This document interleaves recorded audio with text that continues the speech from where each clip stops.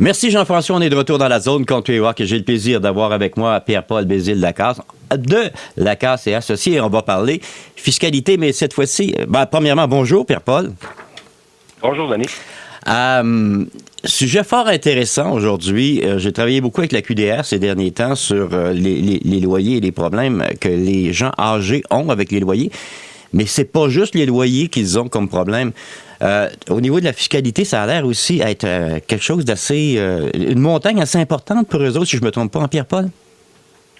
Au niveau de la finance personnelle, c'est sûr que l'utilisation du crédit, où il y a plusieurs éléments qui vont toucher particulièrement les aînés, les retraités. Ça exclut pas la population générale, mais disons qu'on retrouve ces problématiques-là qu'on va parler aujourd'hui un peu plus chez les aînés. Là. Bon, je pense que c'est une question de gestion aussi à quelque part. Quand on parle de carte de crédit, nos aînés aussi sont confrontés à la gestion de leur carte de crédit. Ils rencontrent des problèmes face à ça. Quand on parle de carte de crédit, lecture de contrat, des paiements qui sont faits à mauvaise date, on rencontre ça probablement également du côté de nos aînés considérablement. Hein? Oui, en fait, les particularités qu'on voit chez les aînés par rapport aux cartes de crédit, souvent, c'est les gens qui, par exemple, en ont jamais eu de leur vie parce qu'ils ont toujours fonctionné sans crédit ou peut-être pour l'hypothèque de la maison ou un paiement d'auto, mais pas nécessairement avec une carte de crédit. Et donc, la compréhension de la carte, c'est quelque chose qui est pas toujours là.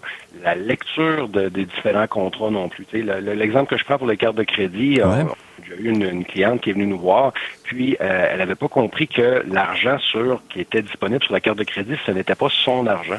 Donc, c'était vraiment c'est un emprunt. Hein, qu'on fait sur une carte de crédit, c'est qu'on prend de l'argent de l'institution, puis éventuellement, faut la rembourser. Donc, de comprendre ça, c'est quelque chose qui peut sembler banal, mais si personne l'a expliqué à la personne quand elle a pris sa carte de crédit, elle ne le sait pas. L'autre chose par rapport à la lecture des contrats, souvent que je donne comme exemple, l'exemple du contrat de financement de voiture. Il y a beaucoup de gens, et ça inclut toute la population, pas juste les aînés, mais il y a beaucoup de gens qui ne lisent pas les contrats avant de les signer. On se comprend qu'un contrat, exemple de financement de véhicule, c'est long à lire, mais faut le lire. faut savoir c'est quoi notre taux d'intérêt, faut savoir ce qu'on paye, ce qu'on achète, c'est quoi le financement, comment notre véhicule va nous coûter aussi à la fin. Les gens, des fois, sont surpris, disent « mon véhicule m'a coûté 30 000 ». Nous, on regarde le contrat, on voit que le véhicule a coûté 54 000 $. Mais la différence, c'est quoi? C'est l'intérêt, des fois, qui est à 17-8 %. C'est les assurances qui ont été vendues ou les couvertures supplémentaires ou toutes sortes de bébelles qui sont vendues après la vente du véhicule, que les gens disent oui, mais ne regardent pas l'impact que ça a sur le prix total. Donc, de bien lire le contrat, c'est quelque chose de très important. Des fois aussi, les gens ne feront pas l'exercice de savoir, exemple, on finance un véhicule sur 7 ans, mais la couverture d'assurance est sur 5 ans. Donc là, on peut se retrouver la 6e et la 7e année à payer des réparations importantes parce qu'on n'est plus assuré sur les éléments importants de la voiture, mais on continue d'avoir des paiements. Donc ça, cette dynamique-là, les gens, des fois, n'y pensent pas. Mais on devrait toujours avoir un financement qui dure sur la protection de la couverture du véhicule. Sinon, il faut se bâtir un coussin. Les véhicules là, sont faits pour briser après la garantie. Là. Donc, il faut vraiment s'assurer qu'on la journée où ça commence à briser, au moins qu'on n'a plus de paiement, parce que là, on va être capable de réparer avec l'argent qu'on utilisait préalablement pour les paiements. Là. Le contrat qu'on a d'un véhicule, avant de le signer comme tel, est-ce qu'on peut décider de prendre le contrat et se retirer, partir à la maison avec pour le lire à tête reposée? Est-ce que c'est possible de faire ça? C'est possible. Ça serait une excellente stratégie, justement. C'est sûr qu'il y a beaucoup de pression qui sont mis dans les garages quand on arrive pour signer. Et là, je généralise, mais je pense que c'est une bonne majorité des garages, des directeurs commerciaux qui vont vouloir conclure la vente et signer puis vendre les assurances.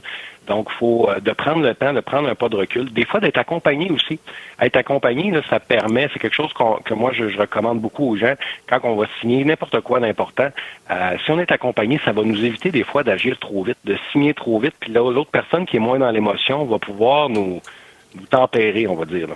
Oui, parce que effectivement, l'achat d'un véhicule, c'est un événement, c'est beau, c'est joli, c'est intéressant, on y va et il y a beaucoup d'émotions effectivement à travers ça. Et c'est de rencontrer ces paiements également, parce que souvent on achète le véhicule, on est peut-être correct pour les paiements pour les 2 ou 3 ou pour la première année, mais après ça, il faut toujours tenir le bateau aller, là. Oui, puis l'exemple de la carte de crédit, ben ça, c'est quelque chose qu'il faut ramener à zéro à tous les mois. Hein. Si on n'a pas la capacité d'utiliser la carte, ben on l'utilise pas. Donc, la carte de crédit est faite pour être ramenée à tous les mois. Et pour ce qui est des paiements comme un véhicule, c'est des paiements fixes, ben on s'assure, exemple, de faire des paiements préautorisés dans notre compte qui va, exemple, matcher avec nos entrées de fonds. Ouais. Donc ça nous permet d'éviter des retards, d'éviter des coches, comme on dit, à notre dossier de crédit, de s'assurer que tous ces paiements-là se font à date et que ça n'handicape pas notre dossier de crédit et que aussi ça nous garde une bonne relation avec notre institution financière ou le financier. Oui, c'est important.